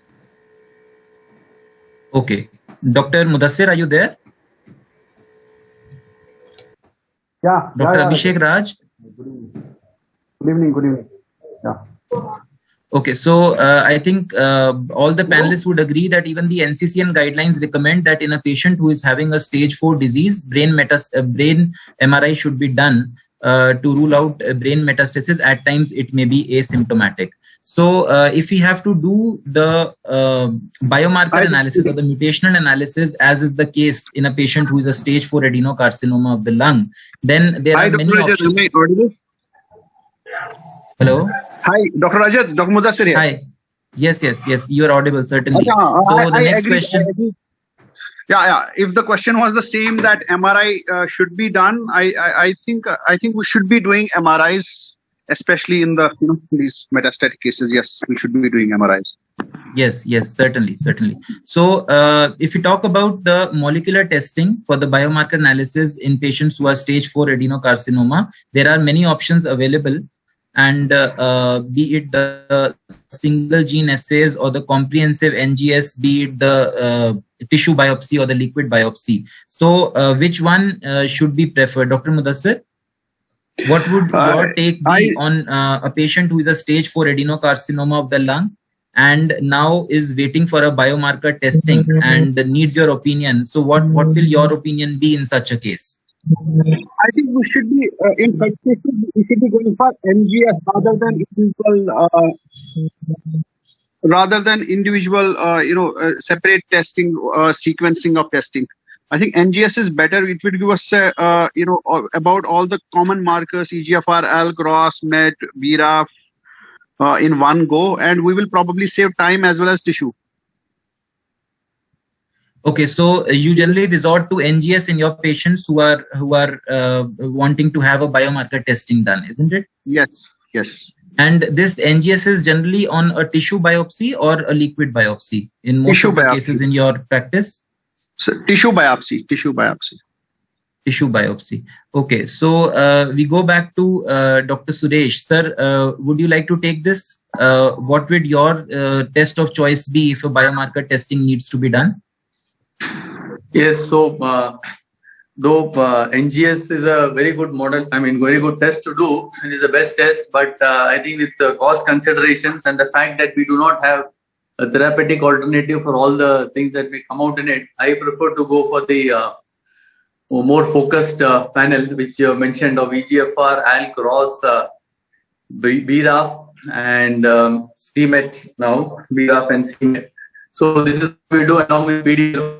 And luckily that most of the companies are sponsoring this test if required. So the cost also comes down quite a bit. So academically, NGS would be a good thing to do. But practically and therapeutically, I think a focused panel of these genes would be more helpful. But sir, with a focused panel, do you mean that individual testing on different platforms, or is it the platform that you want to choose as NGS? As of now, the cost of NGS is higher, and individual testing with ALK, ROS on IHC initially, and EGFR, the PCR analysis of EGFR. So these are the methods which we are using right now because it is subsidized by the companies, and it helps us in decreasing the cost of treatment. So as a general recommendation for mass use in a hospital, I would say that is a much better way of looking at it. But specific patients who can afford or specific, in those cases, I think NGS would be a good idea. Can I add something? If you don't? Yes, sir, please. I think the practice is more and more people are going towards NGS rather than doing all the tests individually. So, and if you ask your patients, most of the patients, they prefer all the tests at a go rather than waiting for this test result to come, and then that is my opinion. What do you say? Okay, so Dr. Saha, you also have changed your practice from probably individual gene assays to now NGS.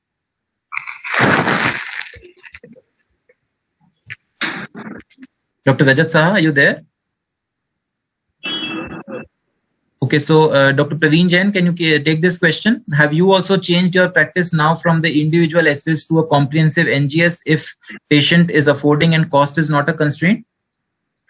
So routinely what we are doing is the single gene based assays, and the platform is like for EGFR, PCR, ALK and ROS by IHC, ROS1 by IHC. If positive, we confirm it with FISH.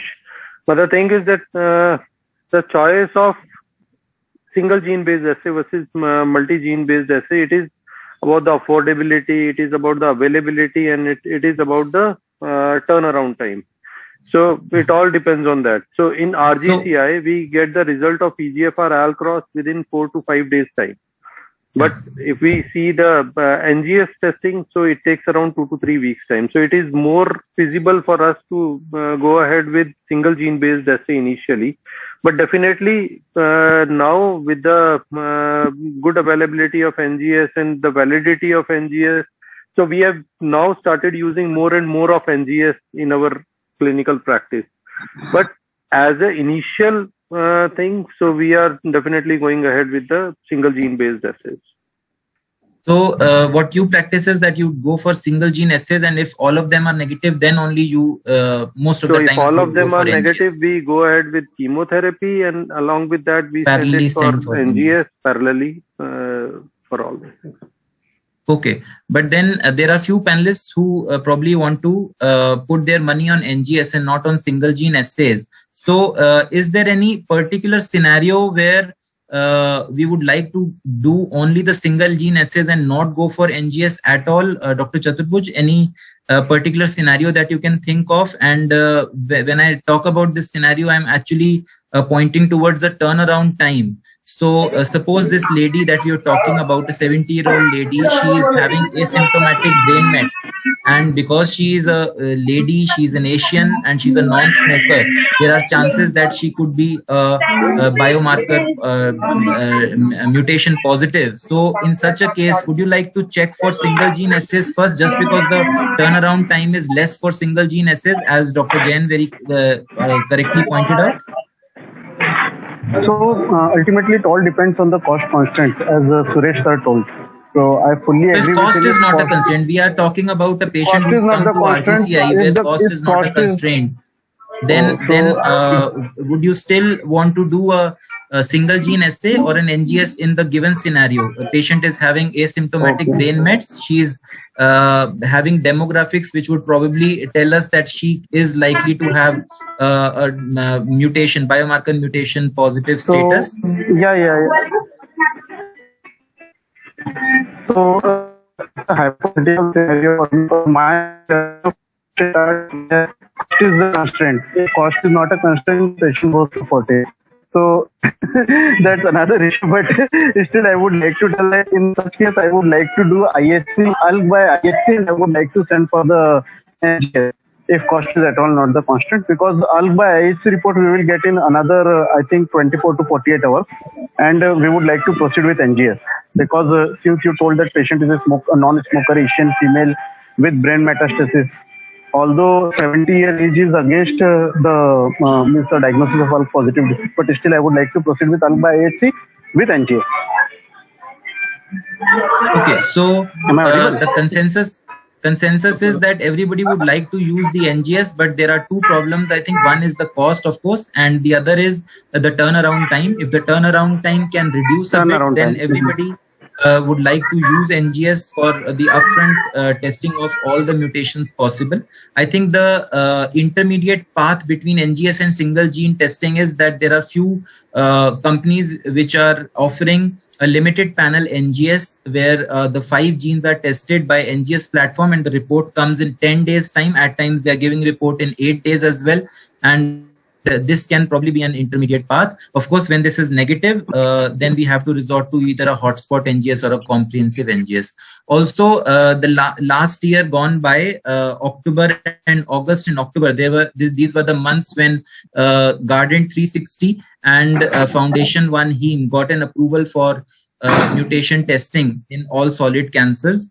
As we all know this, and of course more so in non-small cell lung cancer, only about EGFR mutation. The rest of the biomarkers there is less robust data, and for EGFR mutation testing, Guardant 360 is a companion diagnostic also, especially for T790M. But this also is one of the options that we have. And any one of our panelists, if they have any experience with the use of liquid biopsy for finding out non-EGFR mutations. We know about EGFR, but non-EGFR mutations in liquid biopsies, anyone? Dr. Venkat?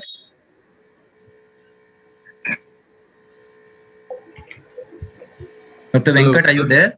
Yes, I am here. So, role of liquid biopsy for non-EGFR. Yeah, any experience of finding out a non-EGFR mutation by a liquid biopsy in any of your patients? In lung cancer, no, sir.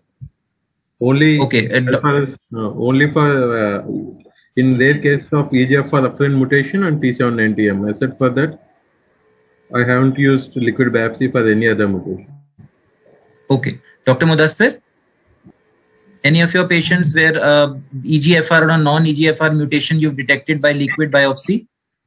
No, so far, no. I have not detected any, if you are talking about that, we have a diagnosis already of lung cancer and now we are trying to for liquid biopsy. So I have not had success so far. But your sequence is definitely going to be a tissue-based NGS. After that, only a liquid biopsy NGS if the tissue-based NGS is negative. That is right? I would always go for the tissue. If the tissue is insufficient and the patient is not, patient is not fit or not going for a biopsy again, so then I would go for a liquid biopsy. And the other scenario is that at progression after EGFR, initial EGFR therapy to look for T790. Digital droplet PCR. Okay. Point well taken. And I would like to ask Dr. Rajat Saha. Sir, are you there? Dr. Saha, I think he's left. So I think this question goes to Dr. Suresh. Sir, are you there? Yes, I'm there. Yes. So if this patient was a smoker, if this lady was an adenocarcinoma, 70-year-old, has been a chronic smoker, still is diagnosed with an adenocarcinoma, would anything have been different? Would we still go ahead with the mutation testing like the way we are discussing it threadbare here? And will the counseling of the patient be, or the patient's attendance be a little different as far as the mutation testing is concerned and the treatment after that? And the point I want to make here is that about the percentage of mutations coming out to be positive and the effect of TKIs in patients who have actually a smoking history and adenocarcinoma of the lung. So I think previously we used to go by those criteria of like ladies and non-smoker and all that, but now we have come to the conclusion, as well as guidelines are clear, that smoking history is not a contraindication for doing mutation analysis. So as far as mutation analysis testing is concerned, we will go for that definitely. But as you have rightly mentioned, the chances of positivity decreases significantly if it is 40 to 50% in our Asians for a non-smoker. I can't remember the exact percentage, but I suppose it must be around 20% something for the smokers. So one point is that the expectation of the positivity is less. But the second point would be that we would like to do the PD-L1 status in this patient, which again by IHC would be available early, and the likelihood of PD-L1 positivity or TMB or MSI, all those things, that is of course will take time, but PD-L1 per se is higher. So the counseling wise, a patient with a mutation positivity has a better prognosis.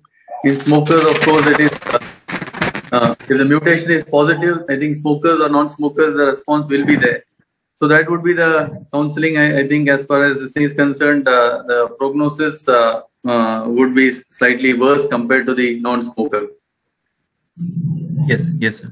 Okay, Dr. Praveen Jain, sir, any comments on how these patients would do if they are actually turned out to be EGFR mutation positive, as Dr. Suresh sir said that there is less chance that these patients would be EGFR mutation positive, but then if at all they do, then do you think the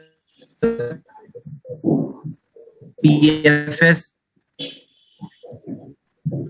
So my take here is that the chances of a smoker being a oncogene-driven lung cancer, it is slightly on the lesser side as compared to a non-smoker. But so we do not base our decision just on the basis of this, that whether a patient is a smoker or non-smoker. If patient is a adenocarcinoma, then we have to go ahead with the biomarker testing. So here in this particular scenario where there is a female of 71 years, so if this female is not a candidate for chemotherapy at all, so then probably what we will do is that we will go ahead directly with the broad gene-based panels, so that we tend to get like those mutations also which are not covered in the single gene-based assays. So this is one thing which I would like to add up. Okay, and what about the expected treatment outcomes if the patient is probably a EGFR mutant and started on a first or second So there is enough data to suggest that if the patient is a chronic smoker, the PFS is not as robust as is seen in clinical trials. The PFS can be as low as 6 to 7 months, even with patients who are EGFR mutation positive, is something that we needed to discuss here. So and any thoughts on that, Dr. Praveen? So, but I think the choice of therapy doesn't matter whether you are a smoker or non-smoker. Definitely, the prognosis is going to be slightly on the worst side as compared to a non-smoker, and the responses and the progression-free survival with the EGFR TKI or ALK TKI, they are going to be lesser. So, but Yes. I don't know whether we base our we make our decision just on the basis of this. So our decision remains same and the treatment remains same. Certainly, but the only point that should be brought forward is that the patient's attendance or the patient should be counseled that we are not looking at a very good PFS as is there in probably few of the trials which are there with these particular agents.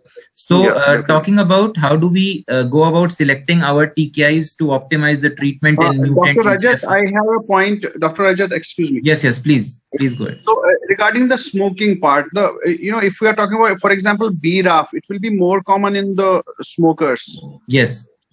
So I think not all, obviously the EGFR and ALK may be more common in the non-smokers, and sometimes the quantum of smoking is also important. How much smoking. Definitely it is, and there is a lot of retrospective data to suggest that if the pack years have been more than 30, then the PFS continues to go down, even if the patient is a biomarker positive NSCLC. That is a very good point made. So if we talk about the EGFR mutant NSCLC, and if we talk about the right TKIs to use, there are a lot of criteria that have to be kept in mind to choose the treatment options in such cases, especially nowadays when we have a lot of TKI options available with us, with as many as 5 TKIs being currently approved for the first line setting in this particular setting of NSCLC. And apart from TKIs, we have option of TKI plus chemotherapy also with our own Indian data in that setting, and we also have option of TKI plus VEGF inhibition.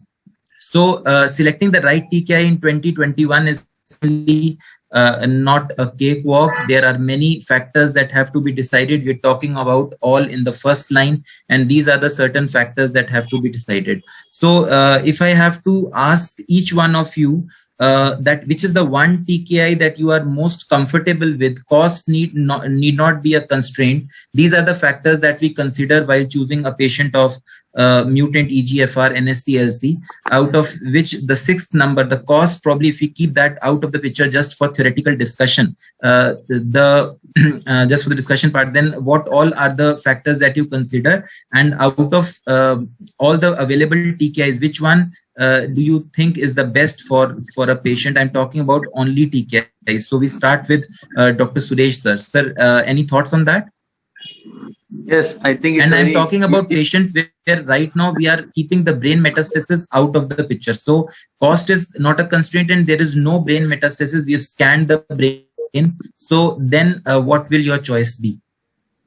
It's a very easy decision for me, I think. So if cost is not the constraint, osimertinib would be the treatment of my choice as a first line treatment in EGFR mutation patients, because efficacy wise it has got better data than the other TKIs, and toxicity wise, most importantly for me, toxicity wise it has got much less toxicity compared to the other TKIs. So I think it's a very easy decision for me if cost is not a constraint. Okay, so Dr. Praveen Jain, sir, do you agree? Yeah, I totally agree. So if we see osimertinib, so if cost is not a constraint, the data is very strong. You have a better PFS than second generation TKI. You have a better tolerability of osimertinib. And apart from that, we have a overall survival benefit also, which is available. The data is available, and it works in brain metastasis as well. Okay, so as of now, if we keep the brain metastasis aside, even then in a patient who is not having brain metastasis, you would prefer an osimertinib even if you are sitting in a BI symposium. Is that correct? Eighth point will be important, like point to consider. Eighth point, type of EGFR mutation. Yeah, that Dr. is Varun uncommon is there. mutation. Definitely, we tend to use the afatinib, but with common mutation. Okay, with common mutations, yes. Okay, so Dr. Varun, sir, do you think that your other colleagues and other panelists say that even if the patient is not having brain metastasis, even then osimertinib is better? And can we say that osimertinib, even without brain metastasis patient, is better would than like to differ. the other two TKIs, like the second generation, suppose dacometinib and afatinib? No, I would like to differ. Like, I am not saying that they are wrong. They are absolutely fine. Like, they are right. But if patient there is no brain mets, and then why not we can choose second generation TKI, and then on progression we may go for third generation TKI, like a sequential method. They have quoted that in sequential method there is problem of that some patient may not get T-cell anti-mutation analysis, may not get biopsy or liquid biopsy, but we are sitting in specialized centers. We can get tissue, we can get liquid biopsy, we can get T-cell anti-mutation analysis. So what is the problem? We can go with sequential therapy very easily, no problem in that. So okay. So when you say, then second generation TKI is maybe good option. okay, so when you say second generation TKI, which TKI are you referring to exactly? Out of level 2, afatinib will be the obviously drug of choice, because dacometinib there is too much toxicity. Okay, but then would you also have a thought in mind that the FLORA data suggests that if patients do not have a brain metastasis upfront, even then osimertinib was successful in delaying brain metastasis, and the brain metastasis free survival was to the tune of 15 months in the FLORA study. Whereas with afatinib, we do have where we see that afatinib works in brain as well, and it works to delay the brain metastasis, but not as much, and probably the data is not as robust. So your take on that? It's just like the data is not available like that, because even in Lux Lung trial, they have taken around 16% patients who have already brain mets at presentation. Yes. So they have not analyzed like that, like CNS PFS, which in the FLORA study they have analyzed like that. Otherwise, in those CNS patient, brain mets patient, even in Lux Lung 7 trial, drug was working. It's not like that in those patients drug is not working. Okay. So, Dr. Chaturbhuj, would you agree with Dr. Varun's approach that we can probably give afatinib and then follow it up with osimertinib to get an overall survival of more than 40 months according to the GeoTag retrospective data?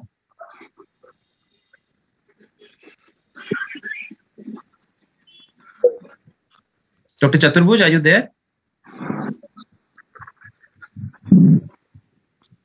So just dwelling on this a bit further, if we talk about the dose that has been used with afatinib, if we have to really care about the brain, the dose is 40 milligrams once a day. And I think most of us would agree that the 40 milligrams dose is not very well tolerated. So, of course, afatinib has got some brain penetration and there is a brain activity, but probably dose is a constraint. And again, the fifth point, that is toxicity, comes into the picture. If the patient is having a good PS and can tolerate, then this sequencing approach of GeoTag can also be followed. But probably most of the other panelists would agree probably that osimertinib is the way forward. If cost is not a constraint and we are not talking about brain metastasis also. But if we talk about the factors, that is PFS and OS, we see that this screen tells us that if you are comparing only the TKIs with chemotherapy, there is no overall survival in the historical data that we have. If you talk about the PFS benefit with a single agent TKI, then Lux Lung 7 showed that afatinib was better than gefitinib in terms of PFS. Archer study showed that dacometinib was better than gefitinib in terms of PFS, and FLORA also said that osimertinib was better than the ERLO or the Gef arm. But if you talk about the OS data, we know that the OS data numerically is the maximum with osimertinib.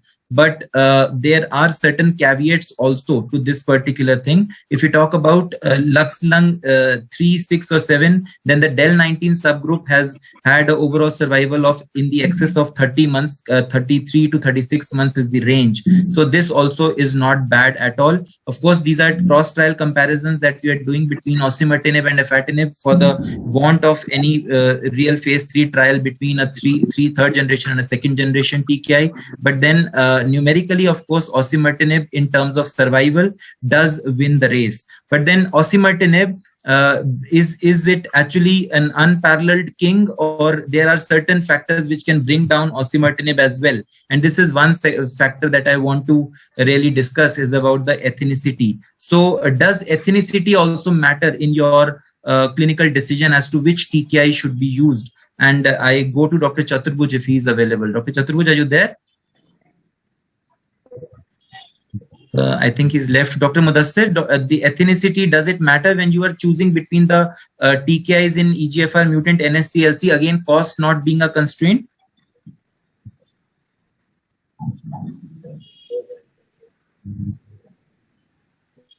Dr. Mudassir, I think he also is not there. Dr. Praveen Jain, sir, what is your take on the ethnicity issue? So I'm not aware of this data. As far as I remember, I think in Asian, yes, so I'm talking about in Asian patients. If you have the FLORA study and the Archer 1050 study, and you certainly are aware of this, and I know, and I have happened to discuss this part with you. And this is the data in front of you right now. Left side is the FLORA study, where the Asian population, the overall survival curves have tended to cross, whereas the Archer study says that the Asian population has done very well with a hazard ratio which is 0.75, lesser than what it is for FLORA, of course, cross trial comparisons, and a good median OS and a p-value which is significant. So it is very clear that probably the FLORA study, although it had about more than 60% patients who were Asian, did not do as well with Asians as compared to non-Asians. So your take on that? Would that be a deterrent for you next time when you're sitting in the OPD to prescribe osimertinib to your patients who mostly, of course, would be Asian origin? So I'm not sure of it here. I'm not sure of it because it was a I think it's an exploratory analysis, or it was. This is an exploratory subgroup analysis. Yes, very rightly said. It was an exploratory subgroup analysis. I think we need to have more data on this because I'm not sure of whether I'm going to make my decision on the basis of this exploratory analysis. Okay, Dr. Ambuj is there. Dr. Ambuj, your take on it? If you have an Asian patient, would you like to really not prescribe osimertinib just because of this particular data, or would you still like to go ahead with it? No, we have rightly mentioned about this work. So definitely Asian population have better with osimertinib. Sorry, I didn't get you. So definitely for the weak Asian population, I think the osimertinib is better option. Okay, Dr. Venkat, your take on this?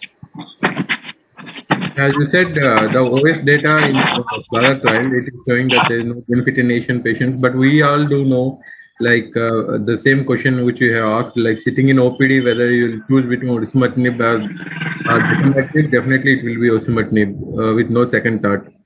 But with the OS benefit, we know that it has excellent CNS metastatic delaying potential, and most importantly, the favorable side effect profile.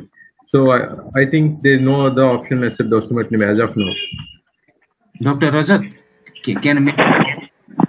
Yes. Okay. So if we see the Asian population means what?